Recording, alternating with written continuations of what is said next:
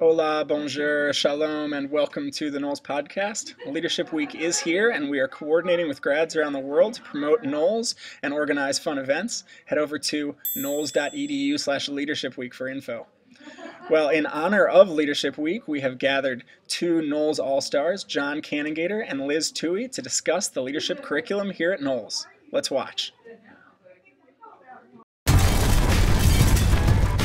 Knowles, the National Outdoor Leadership School. preeminent school in the world for expedition training. Solid skills come from solid instruction. The Knowles Podcast.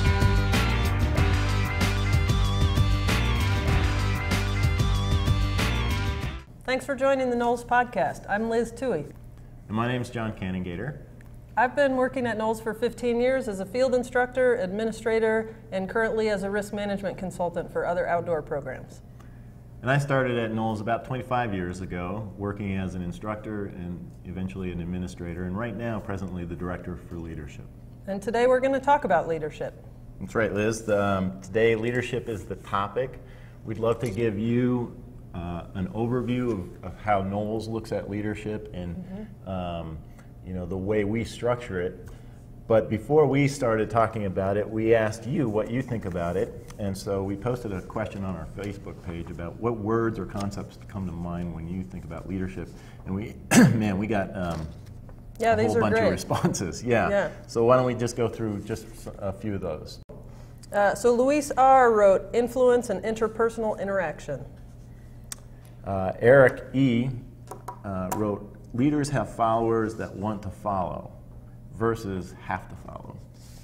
And Karen L. gave us a thoughtful response here. Stable, supportive, clear goals determined by a comprehensive assessment.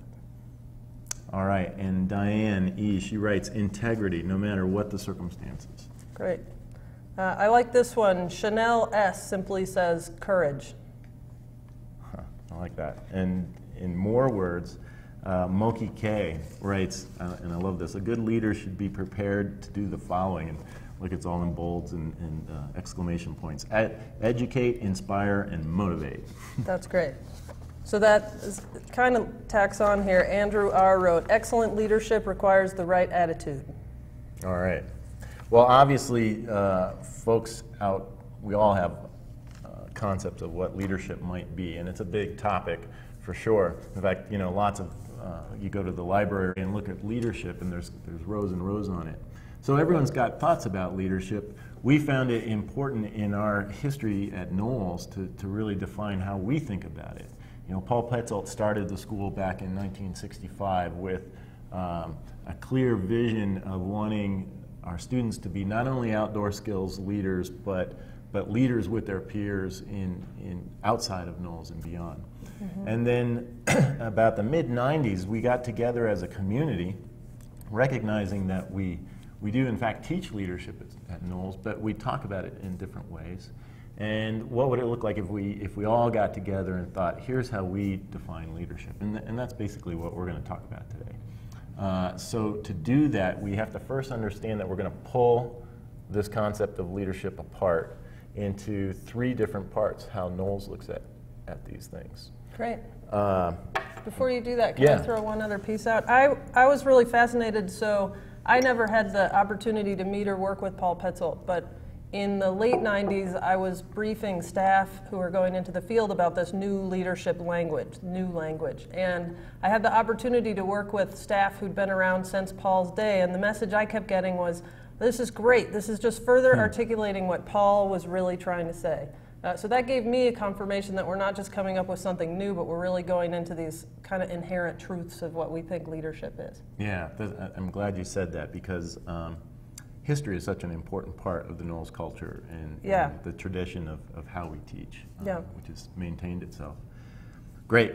Well, as I was mentioning, we start to pull leadership apart. We look at it in three different constructs or concepts, and we'll define those out maybe for our viewers. But the first one is really about what is my role in leadership within a group, whether you're on an expedition or in the office, you have a leadership role. and then what are my skills that I might practice in leadership, and then what's my own personal style that I bring to the table. So we'll move forward on those, picking those out. And first of all, talking about those roles. Great. You know, as I think about leadership in terms of roles, I love the way it's framed here because it gives a place for everyone and defines that every person in every group is in a leadership role. And that's maybe new for some folks to think about. But do you want to talk a little bit about how Knowles defines leadership?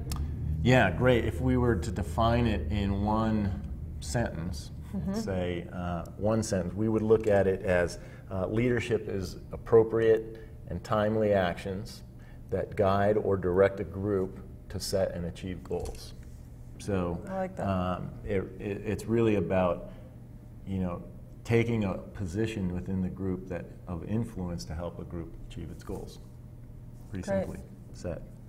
Okay, so those roles that we were talking about, first we look at the role of designated leadership, and that one I think is usually pretty clear to folks. It's the person in charge, it's the head architect for the group, the one that's giving direction for the group. So easily seen in words like the boss, the supervisor, the CEO, the president, the course leader on a Knowles course, or it could be the small group expedition leader. So that obvious person that the buck stops here sort of person. Great. The person people think of when they think of leader. Most often. Yep. Yeah. But there's a relationship that they have with the second role that we have, which is really the active follower. And this is a hugely important relationship because it states that it's not just a one-way process, but it's actually a relationship that has two ways to it. And the active follower is really about, I love the word active because it means that I'm doing something. And the active follower is described as someone who's questioning the leader appropriately, supporting the leader in their decisions, and really looking at how they can support the overall leadership and vision of the group. Great. So that takes us to peer leadership and self-leadership, which are a little trickier because your job isn't quite as clear. Peer leadership is what happens in the absence of a designated leader or among active followers.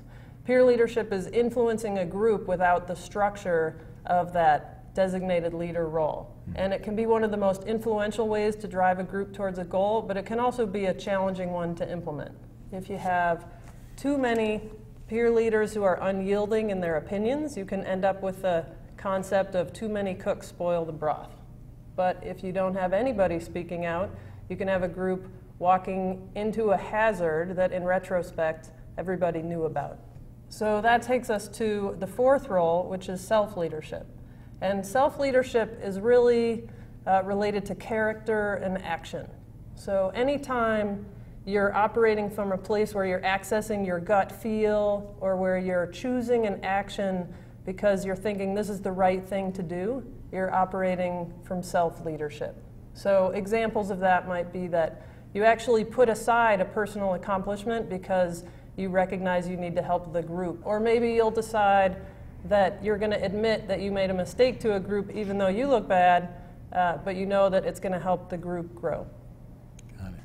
Great. So as an overview for this four roles of leadership, I think about them in ways by function, and the designated leaders function in a hierarchical sense as looking down in the organization, where the active follower is looking up, and the peer leader is looking sort of out amongst the peers in the group, and self-leadership is about looking inward and finding the things that motivate you to act. You said. That's great. I really like that visual. Yeah. Okay, so if those are our four roles of leadership, we move to what we consider 7 skills in expeditionary leadership. And again, we think of expedition, whether you're on a wilderness expedition or whether you're with a group of folks trying to achieve some goal, these are all appropriate. Great. So the first role that we think of or the first skill would be expedition behavior, and that's a term that Paul Petzoldt coined many years ago, I believe after having been on a number of expeditions himself to some of the highest peaks in the world, K2, Realizing that the best climbers, the best technicians don't always make the best expeditioners at the same time, and realizing that the success of an expedition is usually involving the skill of working with each other, and this term became expedition behavior. So it really means giving up my own goals at times for the good of the group, having a sense of humor, helping out, carrying weight when needed to, making the coffee pot in the break room, that sort of stuff. So I'll speak to our second leadership skill, competence. Competence is really pretty straightforward. In Paul's example here, while it's not the only important skill, you're not going to make it to the top of a mountain if you don't have climbers with efficient movement skills and technical system skills. I always find it interesting that on month-long wilderness courses at Knowles, the students who get chosen by their peers to be student expedition leaders tend to be the students with good map reading skills and who know how to cook, because that's what people want in their group. We tend to focus easily on technical skills, and we also need to remember that in any kind of group you need people with good planning skills, with good hazard mitigation and identification skills, and everybody needs the skills to look after themselves. That's right. Our third skill that we employ at Knowles is this concept of communication and having communication skills. When I think about the communication aspect of an expeditionary skill, it's about the promoting of a message or giving a message, but also receiving a message and making sure those two messages are congruent. We often think of communication as the telling part, and we really try to teach that the listening is an incredibly important aspect of the communication skills. Yeah, I like that. Yeah, and no matter where you are in whatever role of leadership, this aspect of communication skills looks differently, but a critical and important part of a successful expedition. Great. So that takes us to our fourth leadership skill. And by the way, these are in no set order. This is really just an order we came up in which to talk about these skills. Judgment and decision making. So as a risk management consultant, when I'm talking to outdoor program directors, by and large, the thing that they tell me they value the most highly in their staff is judgment. So judgment and decision making, those are two different things that work together. I think of decision making as the overriding concept. You don't always need good judgment to make a decision, but judgment is more important when the outcome is uncertain, when the situation is dynamic, or when your information is less than ideal.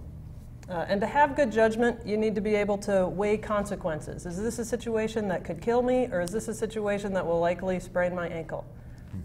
Good judgment involves being able to analyze complex factors. Here's a river, how fast is it going? Can I see the bottom? But maybe most importantly, it's not just analyzing the factors you can see, but recognizing the human influence on a situation. So part of being human is having egos, having timelines, having insecurities, and being able to recognize how those are playing out in the decisions a group is making is integral to judgment. So that takes us to tolerance for adversity and uncertainty. So tolerance for adversity and uncertainty, the most common explanation of that is turning challenges into opportunities. So someone who's really good at tolerance for adversity and uncertainty finds themselves in the middle of a long day of post-holing, and they're laughing. And you see them laughing, and they're laughing because they think it's funny that they're sprawled out in the middle of the snow trying to get up, but also because they're recognizing that this day is going to be a powerful influence on the team, and it's going to bring the team together and give the team momentum towards their goals that they wouldn't have gotten on a sunny, easy hiking day. The three real keys to having good tolerance for adversity and uncertainty are flexibility, perspective, and a sense of humor. You know, I find with adversity and uncertainty, the real tricky part for me is the uncertain part. Holding myself in a challenge, but holding myself with the uncertainty of what the future is going to hold is a real skill, I think, that a lot of leaders really strive for. Skill number 6 for us is self-awareness. And self-awareness is that ability and that skill to be able to stop and look inward and identify, what am I really thinking, what am I really feeling, what do I really want in any situation right now, and to be able to access those those pieces of information and data are critically important as they supply data for the judgment and the decision making that you were talking about. Yeah. So self-awareness, the ability to look in and really decipher what's important and how things are affecting me. And then our seventh skill is vision in action. And I like this skill because just of the name, yes, vision in action. This is Sean's favorite skill. It implies things are going to happen. And the leader has to have the ability and develop the skill of looking at the group and looking and thinking about what needs to happen in the future. And then being able to identify what are the action steps to get there. I often say that, you know, vision without action is really just daydreaming, but then just action without vision is really chaos. And so that's why those two concepts are grouped together. So we've got roles of leadership, these skills of leadership that we just talked about, and now this style of leadership. So before you shift, Yeah. you've got these 7 skills, and sometimes they're hard to remember all 7 of them. So we try to come up with these mnemonics that help. And at Knowles, we haven't come up with one that we've really settled on.